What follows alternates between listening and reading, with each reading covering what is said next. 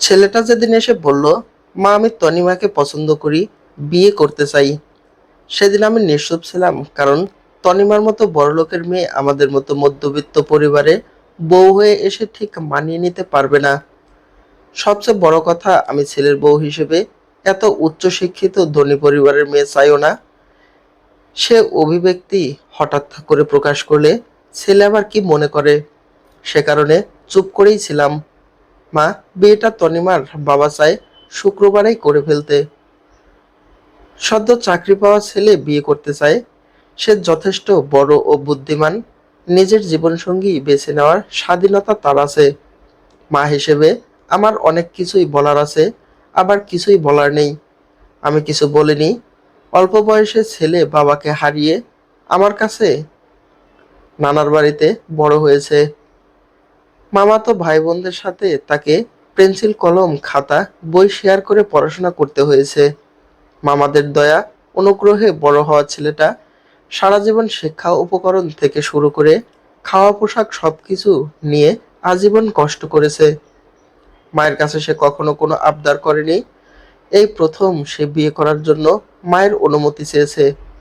আমি মা হিসাবে তাকে কিভাবে নিরুৎসাহিত করি, সেজন্য বুকের ভিতর চাপা কষ্ট হাসি মুখের আড়ালে ঢেকে রেখে বললাম, ঠিক আছে, বিয়ে করতে চাইলে অবশ্যই করবে।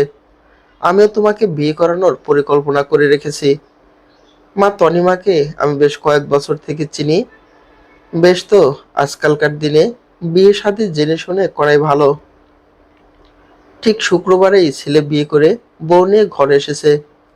হঠাৎ নিজেকে আমার অপ্রয়োজনীয় মনে হতে লাগলো। বিয়ের পরিকল্পনায় আগ থেকেই ছিল, মেয়ের পরিবারের সম্মতিতে।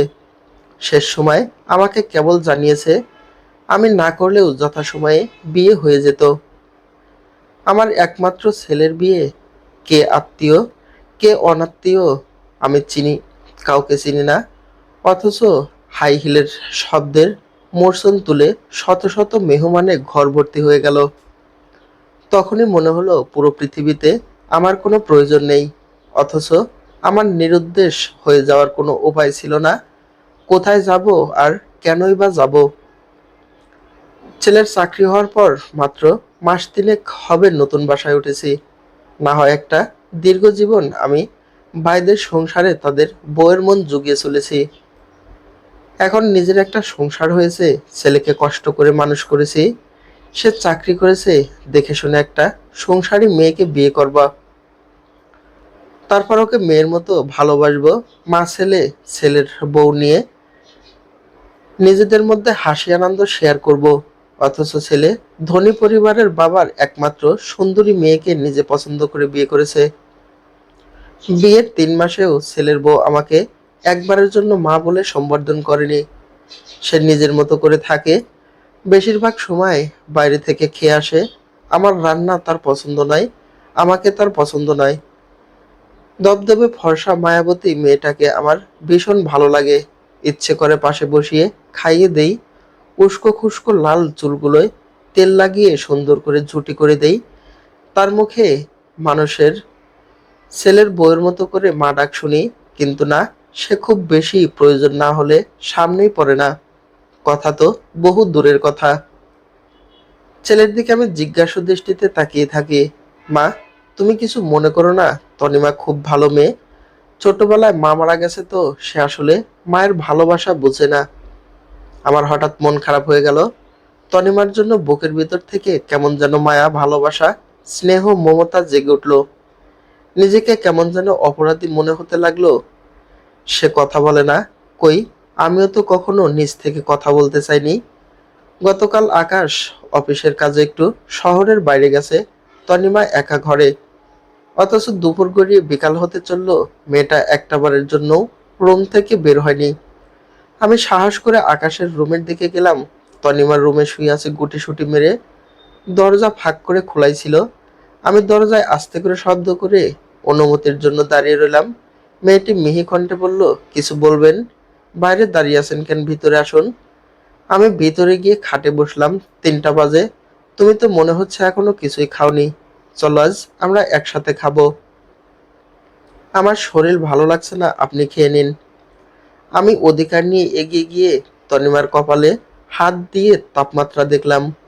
জ্বরে যেন ওর পুরো শরীর পুড়ে যাচ্ছে। আমি উঠে গিয়ে বালতি করে পানি এনে ওর মাথা ধুয়ে দিলাম, সারা শরীর মুছে দিলাম। আস্তে আস্তে শরীরের তাপমাত্রা নিয়ন্ত্রণে এলো। ডক্টরকে কল দিয়ে ওষুধের ব্যাপারে পরামর্শ নিয়ে ওষুধ খাইয়ে দিলাম। এবার নিজের হাতে ছোট্ট ছোট্ট নলা করে ওকে ভাত খাইয়ে দিলাম। মেয়েটা আমার বুকে মাথা রেখে আবার ঘুমিয়ে পড়ল। বহু বছর পর আমার কাউকে বুকে নিয়ে এত আপন আপন অনুভূতি হলো। আকাশ ছেলে হওয়ায় 10 বছর বয়স থেকে ওর সাথে একটা শারীরিক দূরত্ব সৃষ্টি হয়েছে। একটা সময় ও আর বুকে আসেনি। বড়জোর কোনো সমস্যা হলে, কোনো কষ্ট পেলে গায়ে হাত দিয়ে সান্ত্বনা দিতাম, কপালে চুমু দিতাম। কষ্টে পেষ্টে কত বছর বুকে জড়িয়ে আদর করা হয়নি। এই প্রথম তনিমাকে বুকে জড়িয়ে আমার মনে হচ্ছিল আমি বুঝি আমার আরেক সন্তানকেই বুকে জড়িয়ে ধরেছি। প্রায় 2 ঘন্টা পর তনিমার ঘুম ভাঙলো। এই 2 ঘন্টা আমি ওকে বুকে নিয়ে বসেছিলাম। ঘুম ভাঙার পর তনিমা ভীষণ লজ্জা পেল। খাবার খেলো, ওষুধ খেলো, ঘুমালো। ওকে ভীষণ ঝরঝরে মনে হলো। আমার ভীষণ লজ্জা লাগলো। আমি যখন মেয়ে ছিলাম তখন সৎ মায়ের মন জুগিয়ে চলেছি, যখন বউ হলাম তখন শাশুড়ির মন জুগিয়ে চলেছি, বিধবা হওয়ার পর ভাইয়ের বউয়ের, এখন শাশুড়ি হওয়ার পর ছেলের বউয়ের। কিছু মানুষ সারা জীবন অন্যের সুখ খুশির জন্য, অন্যের মনোরঞ্জন করে বেঁচে থাকে। ওই দিনের পর তনিমা প্রায় আমার কাছে এসে বসে। খুব বেশি কথা বলে না, তবে আকাশ বাসায় না থাকলে আমার কাছাকাছি থাকার চেষ্টা করে। কোনো কাজ করে না, আসলে কোনো কাজ করতেও হয় না। সাহায্যকারী একটা মেয়ে তো 24 ঘন্টা আছেই। আর আমি নিজেও সুস্থ আছি। সংসারের টুকিটাকি কাজ আমার ভালোই লাগে।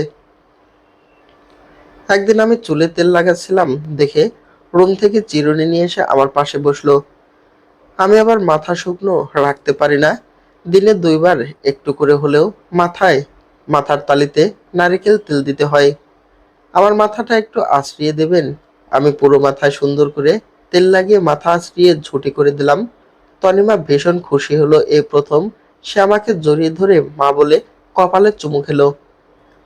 তনিমা কতটুকু খুশি হয়েছে আমি জানি না, তবে একটা মা মরা মেয়েকে মায়ের মতো স্নেহ করতে পেরে আমার সত্যিই অনেক বেশি আনন্দ লেগেছে। তনিমার মুখে মা ডাক আমার জীবনের অনেক বড় পাওয়ারও হয়ে রইল। মা মরা এক অবুঝ মেয়ের পথচারণায় আমার অন্ধকার জীবন আলোকিত হতে শুরু করলো। বৌমায়ের এমন ভালোবাসা দেখে আমার ছেলেটাও ভীষণ খুশি হলো। প্রত্যেকটা মানুষের ভিতরে একটা ভালো মন্দ থাকে, যেটা কোনো কারণে হয়তো প্রকাশ পায় না। তবে ভালোবাসা দিয়ে সে ভালো মানুষই মনটাকে বের করে আনতে পারলে তার মতো ভালো আর কাউকেই মনে হয় না।